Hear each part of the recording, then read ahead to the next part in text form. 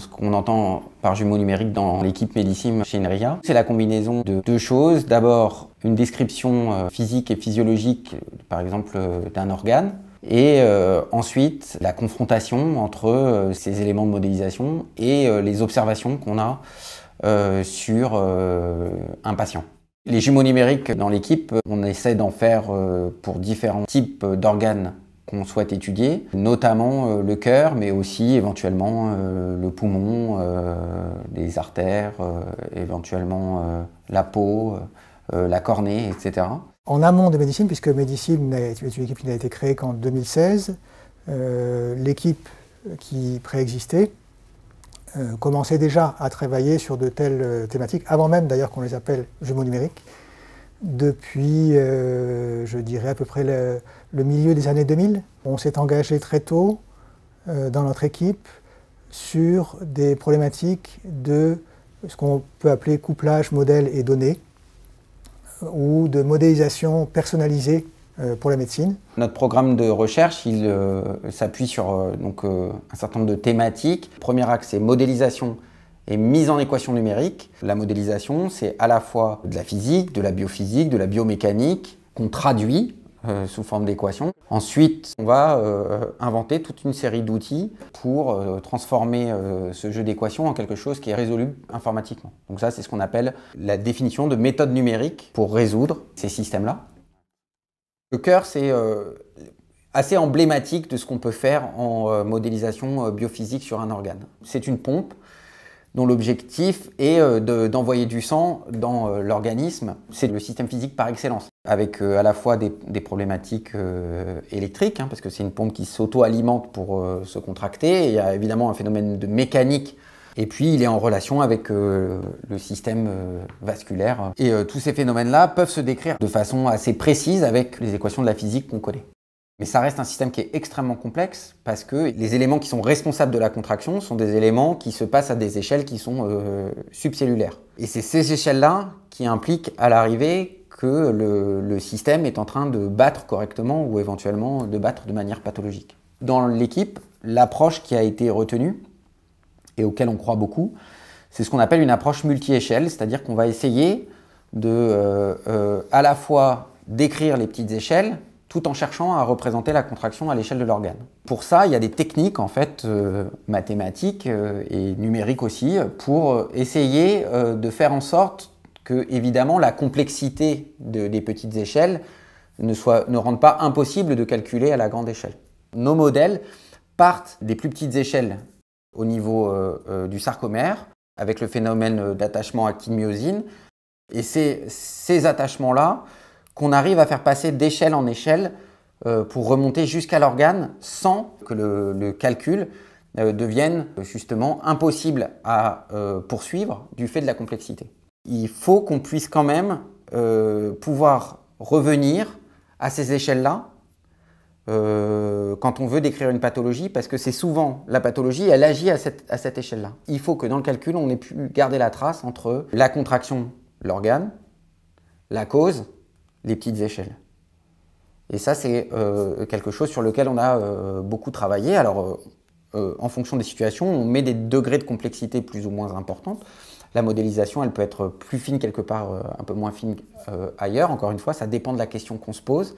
Mais on a tous ces ensembles de briques à disposition sur lesquels on travaille sur le long terme qui nous permettent d'envisager cela. Le deuxième axe, c'est ce qu'on appelle assimilation de données. C'est une discipline qui dépasse largement le travail de l'équipe, qui d'ailleurs a été imaginée au départ beaucoup pour la météorologie. L'objectif est évidemment pas de faire tourner un modèle comme ça abstrait qui n'a aucune cohérence avec ce qui est en train de se passer, et inversement, on ne peut pas se satisfaire simplement des données parce qu'il y a plein d'endroits où on n'a pas pu recueillir de données, et donc on a besoin de la modélisation pour nous offrir l'information qu'on n'avait pas.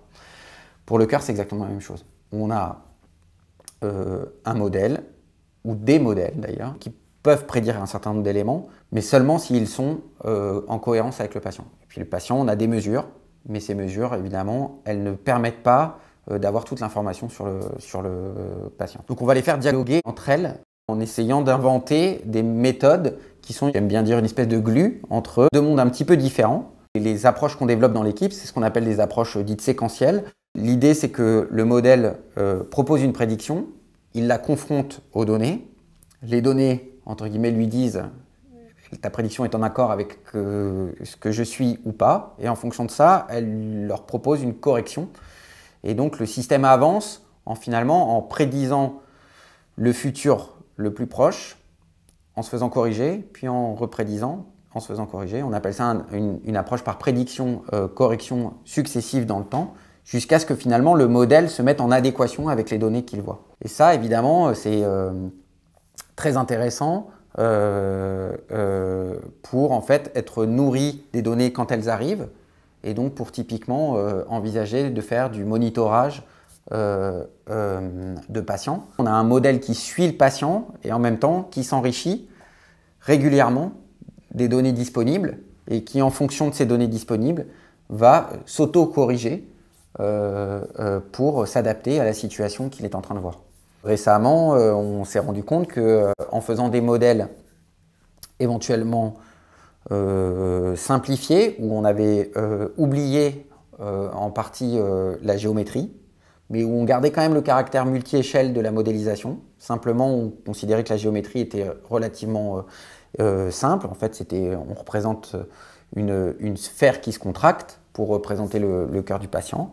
Et bien, ces modèles-là, ils étaient suffisamment justes pour permettre de faire du monitorage éventuellement temps réel dans le cadre d'un suivi cardiovasculaire en anesthésie, par exemple. Et le troisième axe, c'est une fois qu'on a ces deux choses-là, de tenter sa chance avec des vraies données. On cherche des collaborations avec des cliniciens à l'hôpital pour essayer justement de se confronter au monde réel avec toutes les difficultés que ça comporte.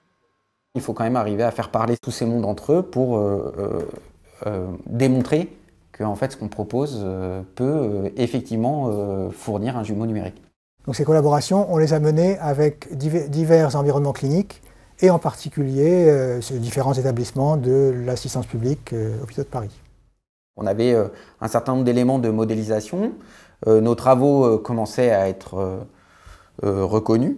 Et puis, la PHP lançait un dispositif qui s'appelait les postes d'accueil dans des équipes de recherche. Ça permet aux cliniciens de s'extraire de son environnement et de toutes les contraintes et responsabilités lourdes qui vont avec cet environnement pendant un temps de recherche, temps qu'il peut consacrer à des échanges qui sont focalisés sur la thématique de la collaboration. J'ai bénéficié d'un poste d'accueil entre la PHP et l'école polytechnique et l'INRIA il y a 6 ans sur un projet exactement de modélisation, de meilleure prise en charge hémodynamique au bloc opératoire.